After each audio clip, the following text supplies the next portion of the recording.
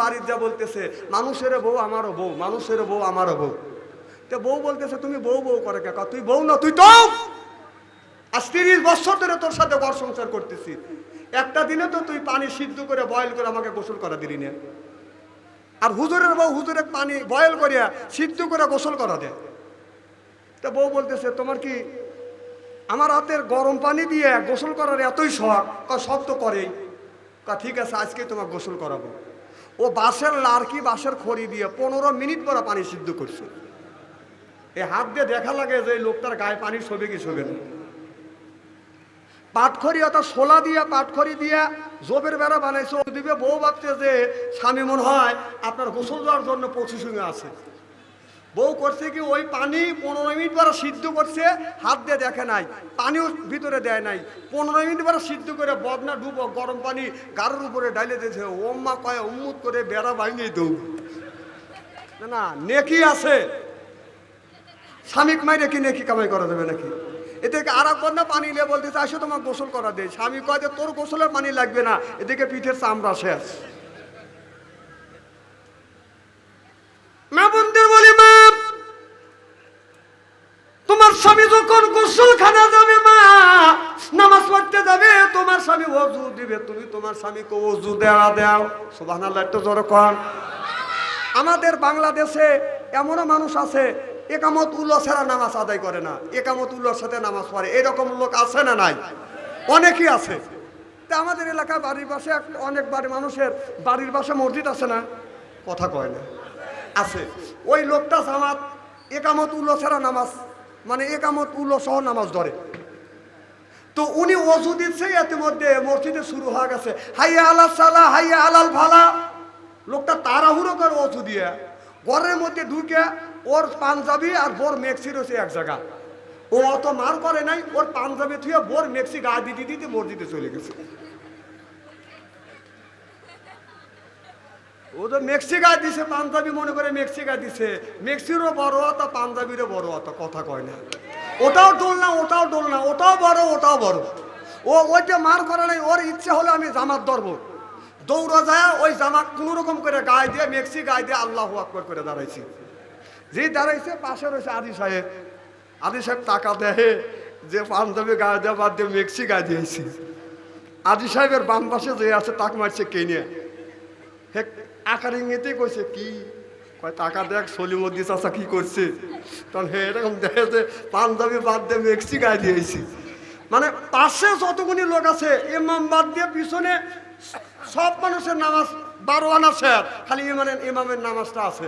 তে নামাজ পড়বে যান, তাড়াহুড়ো করে যান। কিন্তু বই যদি মেক্সি থাকে মেক্সি এক জায়গায় রাখেন আর আপনার পাঞ্জাবিটা আর এক জায়গায় রেখেন। তাড়াহুড়ো করে জাতি নিজের পাঞ্জাবি গায়ে দিয়ে মেক্সি পরে নামাজ পড়ে যান না, মানুষের নামাজ নষ্ট করেন না। মা বন্ধুর বলবো আপনার স্বামী ওযু যখন দিতে নামাজ পড়ে ওযু দিতে যাবে, তুমি যাইয়া তোমার স্বামীরে ওযু দেয়া দেয়া। হযরত আলী বাজার নামাজে যাবে, মা ফাতেমা বলল স্বামীরে আপনি একটু দাঁড়ান, আমি আপনাকে সুন্দর করে ওযু দেয়া দেয়া। হযরত আলী টুলের উপরে বসে, মা ফাতেমা এক বাদা পানি নিয়ে হযরত আলীর হাতে বাদান ঢেলে দিচ্ছে, হাতে এরকম করে পানি নিচ্ছে। এরপরে পানি দিচ্ছে, মুখে কুলি করতেছে, পানি দিচ্ছে, নাকে পানি নিচ্ছে, পানি ঢেলে দিচ্ছে। মা ফাতেমা পানি ঢেলে দিচ্ছে, মুখমণ্ডল এরকম করে বাদান হযরত আলী দত করছে। মা ফাতেমা পানি ঢেলে দিচ্ছে, হযরত আলী কেনে পর্যন্ত দেতবা করছে। সের মোসবা করবার পরে মা ফাতেমা বলে পানের স্বামী আমার, আপনার এই পাটা বাদামি টুলের উপর তুলে দেন, আমি আমার হাত দিয়ে সুন্নত তরিকায় আপনাকে ওযু বানাইয়া দেন। আমার ভাইয়ের আমার মা ফাতেমা তার স্বামী হযরত আলীকে এই হাত ডান হাত দিয়ে বাম হাত দিয়ে বাদান ডান হাত দিয়ে পানি ঢালতেছে, বাম হাত দিয়ে স্বামীর পায়ে পানি ঢালে করের মধ্যে সুন্নত তরিকায় বাদান পাতা ধুতো করা দিয়ে আপনার ওনার আসল দিয়ে হাতের পানি মুছে দিছে, মুখের পানি মুছে দিয়ে স্বামীর দাড়ি ধরে আপনার বিবি একটা চুমা দিছে। সুবহানাল্লাহ, একটু জোরে কর। আমাদের বিবি আমাদের যে ওযু দেওয়া দাড়ি ধরে চুমা দিবে, আমাদের তো দাড়ি নাই।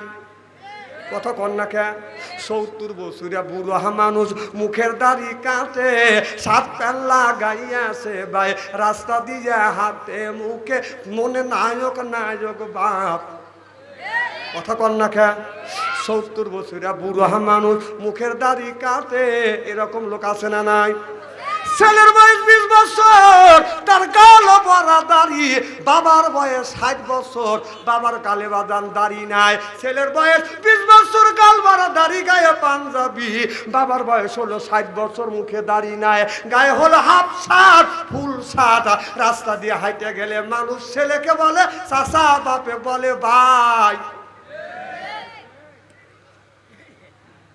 না তোমার সামনে তোর ছেলেকে চাচা বললো তোর যে ভাই গেলো তোর কি লজ্জা করে না কথা কয় না কথা কয় না এইরকম বাপ আছে না নাই বিশ্বাস যদি না হয় আপনাদের গ্রামের মধ্যেই দেখবো অনেক ছেলে আছে মুখে দাঁড়িয়ে আছে বাপ এখনো দাঁড়িয়ে রাখা নিয়তি করে নাকি কারণ মানুষ মুখে দাঁড়িয়ে রাখে না কিসের লেগে 1 নাম্বার সে বুড়ো হইতে চায় না কথা কয় না খুব খারাপ লাগতেছে আমার ভাইয়ের আমার মা ফাতেমা তার স্বামীকে ওযু দেওয়াইয়া আপনার শাড়ির আঁচল দিয়ে হাতের পানি মুখের পানি মুছে দিয়ে দাড়ি ধরে চুমো দিছে আমার বিবি আপনার বিবি কার বিবি কয়দিন ওযু দেওয়া দিছে কার বিবি ওযু দেওয়া দিছে একটু হাত তুলে দেখান তো দেখি আলহামদুলিল্লাহ একজন পাইছি ওনার বিবি ওনাকে ওযু দেওয়া দিছে ওনাও জান্নাতি আর ওনার বিবিকেও যেন আল্লাহ জান্নাত নসিব করে আমিন কোন না মা বোনদের বলবো মা আপনারা এই সব থেকে বঞ্চিত কেন হন আপনারা কারণ মা ফাতেমা যে নারীটা জান্নাতের নারীদের সর্দারিনী হবে যা তার মতো মহিলা যদি স্বামীকে ওযু দেওয়া দেয় তুমি কি হয়েছে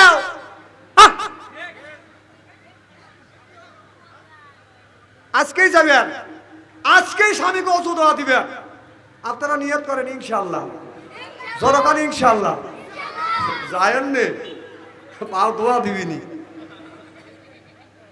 আমার বাবার চাচার কাছে গল্প শুনছি দাদাদের কাছে গল্প শুনছি যে এক মাওলানা ওয়াজ করছে যে মা ফাতেমা মাথার চুল দিয়ে স্বামীর পা মোছা দিছে সুবহানাল্লাহ একটু জোরে কর এই ইতিহাসে আমরাও পড়ছি যে হযরত আলী মা ফাতেমা যখন দুনিয়ার থেকে বিদায় হয়ে যাবে নিজের মাথার চুল দিয়ে হযরত আলীর পা মোছা দিছে সুবহানাল্লাহ বাড়ির যা কয়েন না আপনার বউ দেয় না আর আপনি সুবহানাল্লাহ তাই বলবেন না আপনার বউ দেয় না দোষ আপনার আর আপনার বউ মা ফাতেমা করছে হযরত আলীকে মা ফাতেমা মাথার চুল দিয়ে হযরত আলীর পাটা মোছা দিছে সুবহানাল্লাহ দিয়ে জোরে কর আর তাই সুবহানাল্লাহ বললেন না দোষটা আপনার বউ যে আমার বউ দেয় না আপনি সুবহানাল্লাহ বলবেন না হে দোষটা কি আমাদের নাকি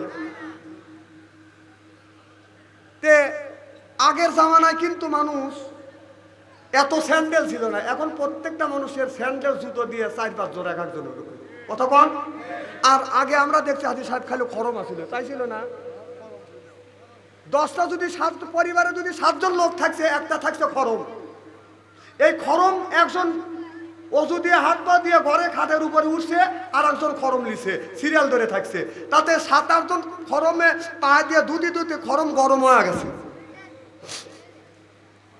তো এক দাদি শুনছে যে মাথার চুল দিয়ে স্বামীর পা মোছা দেওয়া লাগবে মা ফাতেমা দিছে চিন্তা করছে বয়স আমার 70 বছর হয়ে গেছে এই কাজটা আমি করি নাই কে আজকে আসুক হয়তো রাতকে মারাও যেতে পারি গোম আসলে তো মানুষ মারা কি কর গোম আসলে মানুষ মরা তাহলে আমি গোম আসবো না স্বামী আসুক আমি মাথার চুল দিয়ে স্বামীর পা মোছা দিয়ে আমি গোম আসবো স্বামী আবার আগে তো এত বাড়িঘর ছিল না লোকজনও ছিল না এইবার আর রাখিয়া উত্তর পাড়া যাইতো হোকা খাইতে কথা কয় না কি মুরব্বীরা কথা কন না খেয়া হাজি সাহেব তাই গেছে না হোকা খাইতে গেছে 1 মাইল হাফ মাইল ফাঁকে যা হোকা খায় আস্তে আস্তে রাত 10টা 11টা বাজছে তাওয়াতে দুয়া গান গাতে গাতে রওনা করছে কথা কন এখন তো ছেলেরা দুয়া গান জানি না এরা খালি আধুনিক গান গায় গান যদি নাও জানে রাস্তা দিয়ে যায় যুবতী মহিলা দেখলে ওরা গান গায়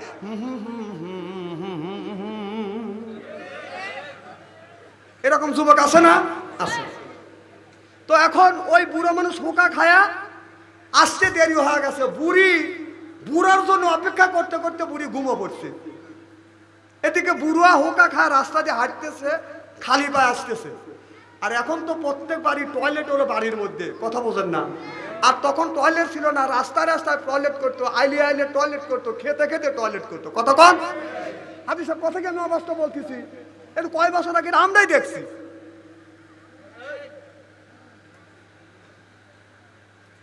এ বাবা, তোমার কাছে টাচ মোবাইল নাই? তোর তো জীবনই বাতিল।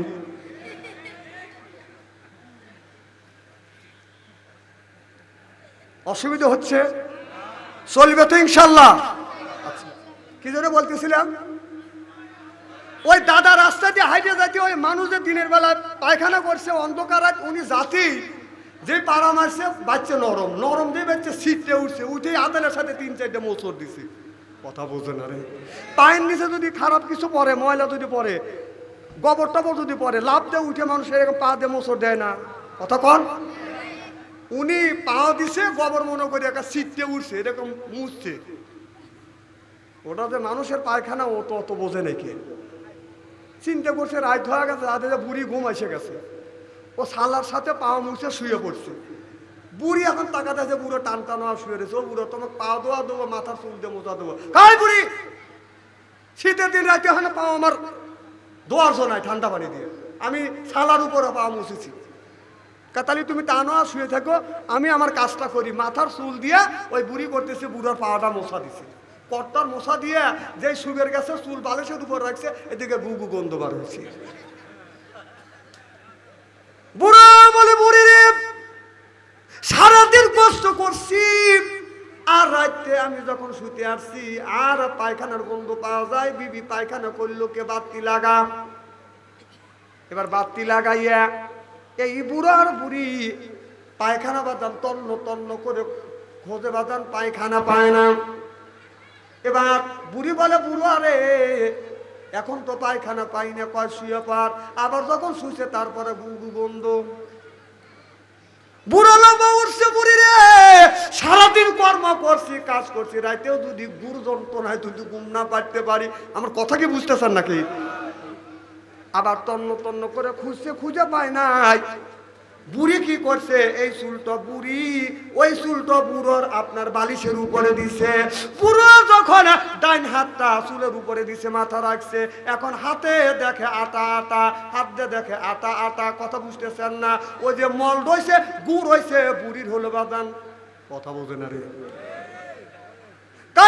মাল যখন আটা আটা বাজছে, নাকে নিচে তখন গন্ধ। কয় বুড়ি পাইছি মাল, কয় কই পাইছে, কয় এই যে বুড়া। এবার পরীক্ষা নিরীক্ষা করে দেখে, ওই বুড়ির পায়ে হলো মল। এইটা বলছে বাদান চুলে, চুলের থেকে গেছে বাদান বাদান হাতে আর নাকে। কথা বুঝতেছেন না? মা বোনদের বলবো, মা নিজের পা নিজের স্বামীকে মাথার চুল দিয়ে পাও মোছাইয়া দিবেন। মা ফাতেমা রাদিয়াল্লাহু তাআলা আনহা নিজের স্বামীকে বলছে, স্বামী রে, আপনার পাটা আপনি একটু টান করে দেন, আমার জীবনের মাথার চুল দিয়ে আপনার পাটা মুছাইয়া দেই। চিল্লা চিল্লা কোন সুবহানাল্লাহ। মা বোনদের বলবো, মা মাথার চুল দিয়া স্বামীর পাটা মোছা দিবেন। মা ফাতেমা এইগুলি করছে। ও মা, স্বামীর মনে আঘাত দিবেন না। কোন মহিলা স্বামীর মনে চুল পর্যন্ত আঘাত দিয়ে যদি ওই মহিলা জান্নাতে কোনোদিন যাইতে পারবে না। আল্লাহ নবী বলেছে, কোন মহিলা যদি স্বামীর মনে এতটুক যদি আঘাত দেয়, ওই মহিলা আল্লাহর জান্নাতে কোনোদিন যেতে পারবে না। আমাদের মধ্যে অনেক মানুষের বিবির সাথে আপনার সম্পর্ক আছে। আল্লাহ নবী বললেন, স্বামী স্ত্রী যার সম্পর্ক ভালো আছে, তার সংসারে তার ঘরটা হলো জান্নাতের টুকরো। যার স্বামী স্ত্রীর মধ্যে মহব্বত নাই, তার ঘরটা হলো জাহান্নামের টুকরো। জনগণ ঠিক কিনে? আমাদের দেশে আছে, স্বামী এসে বউ যদি ডাক দেয়, সালমান মাও, কথা নাই, ও সালমান মাও, উত্তর নাই, ও সালমান মাও, 3 বার আবার উত্তর দেয়, না না, এগুলি কি? স্বামী ডাক দিবে কুত্তর মতো ব্যক্তি করে ওঠা, তার মানে কি? মা বোনদের বলবো, মা আপনার স্বামীটা সিরাজগঞ্জ শহর অপেক্ষা করিবেন। হযরত আলী বললেন, আমি রাত 1টা 2টায় যখন ফাতেমার ঘরে দরজার পাশে আসছি, গভীর রাত, গভীর রজনীতে আমি আমার বিবি ফাতেমার ঘরে দরজার পাশে এসে দাঁড়াইছি। এসে দেখি ফাতেমার ঘরের মধ্যে থেকে গুনগুন গুনগুন শব্দ শোনা যাচ্ছে। হযরত আলী মনে মনে চিন্তা করতেছে, আল্লাহ, রাত বাজে 12টা, এই রাত 12টার পরে আমার বিবির ঘরের মধ্যে থেকে গুনগুন শব্দ শোনা যাচ্ছে, কারণটা কি? এখন যদি আপনি সিরাজগঞ্জ শহর থেকে আসিয়া আপনার আমার বিবির ঘরে দরজার পাশে এসে রাত 12টার পরে যদি দাঁড়ায়, ঘরের মধ্যে যদি গুনগুন শব্দ শোনা যায়, ফিস ফিস যদি শব্দ শোনা যায়, কারণ আপনার মনের মধ্যে সন্ধি যোগ ঢোকে, কারণ মোবাইলের যুগ, কথা বুঝতেছেন না? না জানি মোবাইলের মধ্যে কার সাথে কি করতেছে, কথা কন না কে? এই যে মোবাইল ফোন আইসা দেশের ইজ্জত মাইরেছে। ছোট বড় সবার হাতে, ছোট বড় সবার কাছে একটি করে রয়েছে মোবাইল ফোন আইসা দেশের ইজ্জত মাইরেছে। 12 বছরে একটা মেয়ের কাছে মোবাইল ফোন হাতে হাতে, কানের কাছে ফোন লইয়া ভাই প্রেমের আলাপ করিতেছে। কি শোনেন, এই মোবাইল পায় মানুষের উপকার যতটুকু হয়েছে, অপকারের দিক তার চাইতে বেশি হয়ে গেছে, কথা কন? মানুষের সব গল্প হয় স্টলে। সব গল্প কোথায় হয়? এই যে আজকে এখানে ওয়াজ হচ্ছে, কালকে তাফসীর হবে টলে, কথা কন? তো আপনার ওই স্টলে গল্প করে, গল্প করতে করতে মিয়ার বাবা গল্প করতেছে স্টলে যায়, একটা চা দে, চিনতে ভালো লাগতেছে না, আমার মিয়া রাজশাহী ভার্সিটিতে পড়ে, কথা বুঝতেছেন না? মানে মিয়া রাজশাহী ভার্সিটিতে পড়ে, এটা মানুষের শোনান লাগবে না। এই যে বলে একটা চা দে, মাথা ঘুরিয়ে গেছে, মিয়া আমার একটা ভার্সিটিতে পড়ে, মাসে লাগে 10,000 টাকা। ওখানেই আবার ছেলের বাবা ছিল, যে তোর মেয়ে রাজশাহী ভার্সিটিতে পড়ে, এই গল্প কি মানুষের কাছে করা লাগবে নাকি? খালি তোর মেয়ে পড়ে না, আমার ছেলে ওই ভার্সিটিতে পড়ে, আমি তো গল্প করি না, ছেলের বাবার গল্প হচ্ছে না, কথা কয় না রে। মেয়ের বাবা করতেছে, ছেলের বাবা পাল্টা জবাব দিচ্ছে। তা মেয়ের বাবা চিন্তা করতেছে যে তাহলে তো আমি ওর সাথে দুর্বল হয়ে যাচ্ছি, তখন বলতেছে, শোন, মিয়ার ভার্সিটিত পরে, রাজশাহী ভার্সিটিত পরে ঠেলা আছে, আমার মেয়ে ওই ভার্সিটিত পরে, মাসে লাগে 10,000 টাকা। ছেলের বাবা বলতেছে 10,000 টাকা দিয়ে ওকে করতেছে, আমার ছেলে ওই ভার্সিটিত পরে, মাসে লাগে 20,000 টাকা, আমি তো এইরকম করি না, কথা কয় না রে। মিয়ার বাবা রেগে গেছে, কি তোমার ছেলে সে ক্লাসে যে ভার্সিটিত, আমার মেয়েও সেই ক্লাসে সেই ভার্সিটিত, আমার মেয়ের লাগে মাসে 10,000 টাকা, আর তোর ছেলের মাসে 20,000 টাকা লাগে, কারণ কি? গাল গপ্পর টাকা পাও না, গল্প কম করে কয়। তখন ছেলের বাবা বলতেছে, তোর মেয়ের 10,000 টাকা লাগে আর আমার ছেলের 20,000 টাকা লাগে, কারণ হলো এই, তোর মেয়ে মিস কল দেয়, আমার ছেলে ব্যাক করে।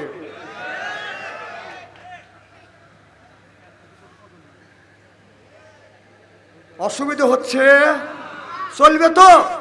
নারায়ে তাকবীর, নারায়ে তাকবীর।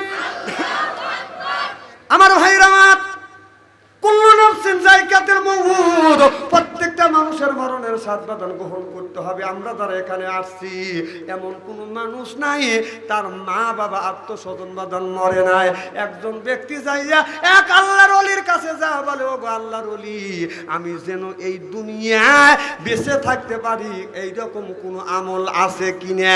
আল্লাহর ওলি বলল, বাবা, আল্লাহ বলেছে কুল্লু নাফসিন যায়কাতুল মউত, মরণের হাত থেকে কেউ বাঁচতে পারবে না।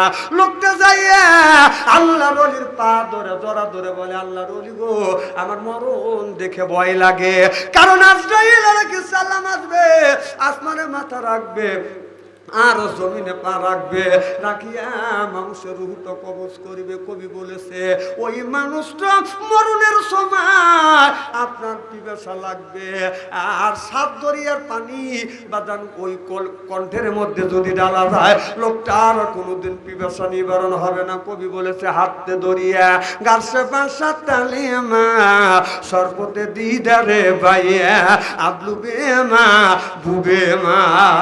কবি বলেছে সাত দরিয়া পানি যদি কণ্ঠের মধ্যে ডালা যায়, পিপাসা নিবারণ হবে না।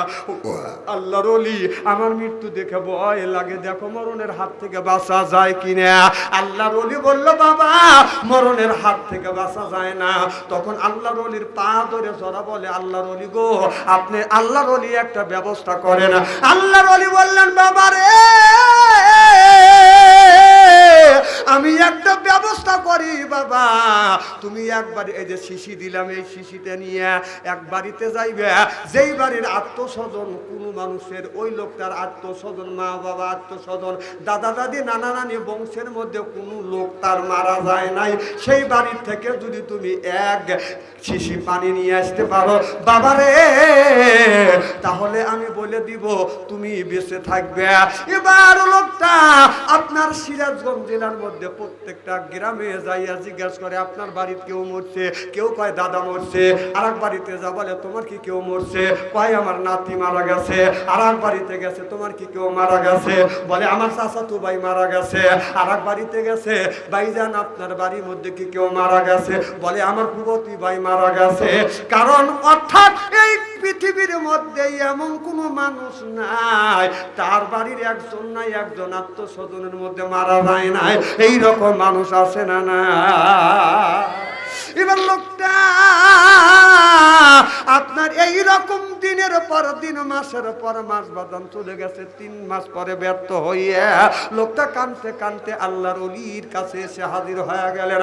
লোকটা চোখের পানি ফেলে দিয়ে দিয়ে কান্দে আর বলে বাবা, চোখের পানি ফেলে দিয়ে দিয়ে কান্দে আর বলে বাবা রে, আমি আর কেউ এক পেয়ালা আমি পানি আনতে পারলাম না, আমি যেই জায়গা যাই কেউ বলে দাদা মারা গেছে, কেউ কয় দাদি, কেউ বুয়তু ভাই, কেউ কয় মামাতু ভাই, দুনিয়ায় প্রত্যেকটা মানুষের একজন না একজন মারা গেছে। আল্লাহর ওলি বলল বাবা, তাহলে আল্লাহ বলেছে কুল্লু নাফসিন যায়কাতুল মউত, প্রত্যেকটা মানুষের মরণের স্বাদ গ্রহণ করতে হবে। যারা মা নাই বাবা নাই, ওই মা বাবা কবরের মধ্যে শুয়ে আছে, মা কোনোদিন আসবে না, বাবা কোনোদিন আসবে না। 10 জন ব্যক্তি দাঁড়িয়ে যান, বলে হুজুর আমার মা মারা গেছে, মার জন্য 5,000 টাকা, বাবার জন্য 5,000 টাকা। একজন বলে হুজুর আমার দাদা নাই, দাদি নাই, লক্ষ লক্ষ টাকার সম্পদ রেখে গেছে, হুজুর আমার দাদির জন্য 5,000 টাকা 10,000 টাকা দান করব। সর্বপ্রথম একজন ব্যক্তি বলেন হুজুর আমি 5,000 দেবো, একজন বলেন হুজুর 20,000 টাকা দিব। আমার ভাইরা মা কোনোদিন আসবে না, বাবা কোনোদিন আসবে না, ওই মা বাবার জন্য আমি গুনাহগার খাস করে দোয়া করব। একজন ব্যক্তি আছেন হুজুর আমি 1,000 টাকা 2,000 টাকা 5,000 টাকা 20,000 টাকা, এরপরে 100 টাকা নগদ যদি না পারেন বাকি লেখা দেন, আমি গুনাহগার খাস করে দোয়া করে দেব। এমন কোনো মানুষ নাই তার আত্মস্বজন মা বাবা মারা যায় নাই, এই রকম লোক আছে না নাই? আচ্ছা একজন ব্যক্তি হাত তুলে দেখান যে আমার আপনার আত্মস্বজন ফুফতু ভাই, মামাতু ভাই, খালাতু ভাই, চাচতু ভাই, নানা নানির এবং দাদা দাদির বংশের মধ্যে কারোর কেউ মরে নাই, এই ব্যক্তি হাত তুলে দেখান তো দেখি। আপনি তোলার জন্য রেডি হয়েছে? চিন্তা করে দেখলো অর্ধেক মাথার উপরে তুলছে, চিন্তা করছে আমার সেই দাদার দাদা মারা গেছে, এই জন্য হাত নামাইছে। কেউ না কেউ মারা গেছে। অতএব যারা কবরের মধ্যে শুয়ে আছে তারা অনেক অসহায়। একজন ব্যক্তি বলেন হুজুর আমার মা মারা গেছে, বাবা মারা গেছে, আমি 5 বস্তা সিমেন্ট দেবো, এরপরে 5,000 টাকা দেবো, 2,000 টাকা দেবো, দাদা মারা গেছে আমি 10,000 টাকা দেবো। একজন ব্যক্তি হাত তোলে হুজুর আমার মা বাবা মারা গেছে, আমি 1,000 5,000 10,000 20,000 টাকা দেবো। একজন দেন, হাত তোলে, তাড়াতাড়ি আসেন, জিকির করুন লা ইলাহা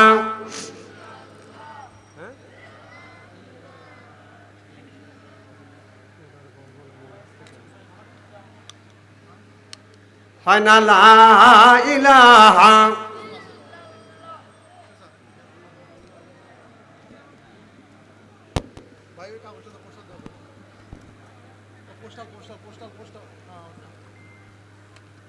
আচ্ছা কেউ কি নাই 1,000 টাকা দেওয়ার মতো লোক নাই?